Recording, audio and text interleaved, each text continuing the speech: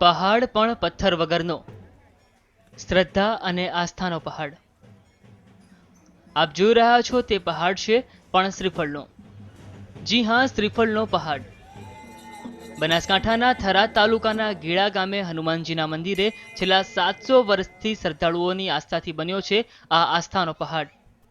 છેલ્લા 700 વર્ષથી શ્રદ્ધાળુઓ અહીં મૂકી જાય છે શ્રીફળ, અને હનુમાનજીમાં ભક્તોની આ આસ્થા આજે પરિણમી છે આ શ્રદ્ધાના પહાડમાં. લીંબાળા ગામ છે નાનકડું એવું. અહીંયાથી હું દર શનિવારે જેવા હનુમાનજીના મંદિરે આવું છું. એમની એટલી શ્રદ્ધા છે ને કે ગમે તેટલું કામ તમે આત્મવિશ્વાસથી રાખો તો શ્રદ્ધા પૂર્ણ થાય છે. બરાબર, દર શનિવારે ગમે તે આપણે મનની કામના પૂર્ણ કાર્યોની કામ પણ થઈ જાય છે. અહીં 700 વર્ષ પહેલા ખોદકામ કરતા હનુમાનજીની મૂર્તિ નીકળી હતી અને તે જ દિવસથી અહીં લોકો શ્રીફળ ચડાવી રહ્યા છે. શ્રદ્ધાળુઓની માન્યતા છે કે અહીં હનુમાનજીને શ્રીફળ ચડાવવાથી કોઈ પણ મનોકામના પૂર્ણ થાય છે. આજે હનુમાનજીમાં લોકોની આસ્થા શ્રીફળના પહાડમાં ફેરવાઈ ગઈ છે. જોકે અહીંની એક ખાસ વાત એ છે કે અહીંથી કોઈ પણ વ્યક્તિ શ્રીફળ લઈ જઈ શકતી નથી, અને જો એમ કરે તો તેના માઠા પરિણામ ભોગવવા પડે છે. જોકે ખૂબીની વાત તો એ છે કે આટલી મોટી માત્રામાં શ્રીફળ હોવા છતાં આ શ્રીફળ કદી બગડતા નથી. ના, કોઈ બગડે નહીં, કોઈ શ્રીફળ બગડે જ નહીં. એક લઈ જાય નહીં, એક લઈ જાય તો બે મૂકવા પડે, અને બે લઈ જાય તો ચાર મૂકવા પડે. આસ્થાના આ પહાડ પર શ્રીફળ ચડાવવા શ્રદ્ધાળુઓ દૂર દૂરથી આવે છે. જોકે આ શ્રીફળ અહીં માત્ર માનતા પૂરી કરે છે તેવું નથી.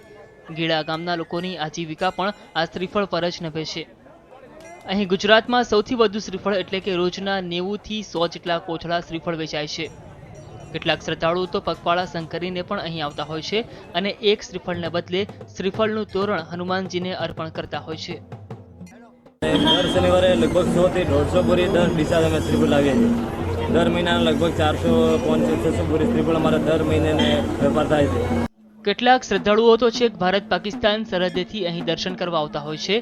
પોતાની માનતા પૂર્ણ થાય તો અહીં શ્રીફળ ચડાવી પોતાની માનતા પૂર્ણ કરે છે. પહેલા 2 વર્ષ પહેલા એમને જ આવતો, લગભગ તો શનિવાર હોય તો જતા આવીએ, પણ એના પછી શ્રદ્ધા લાગી. આપણે 2 વર્ષથી રેગ્યુલર દર શનિવાર ભરું છું. દર શનિવારે અહીં મેળા જેવું વાતાવરણ હોય છે. ઢોલ નગારા અને નારિયેલ વેચવામાં જ અહીંના લોકો વ્યસ્ત બની જતા હોય છે. ત્યારે આસ્થાના આ પહાડ પર ગેડાના 70 જેટલા પરિવારોની આજીવિકા ચાલે છે. સરફરાઝ નાગોરી, TV9, બનાસકાંઠા.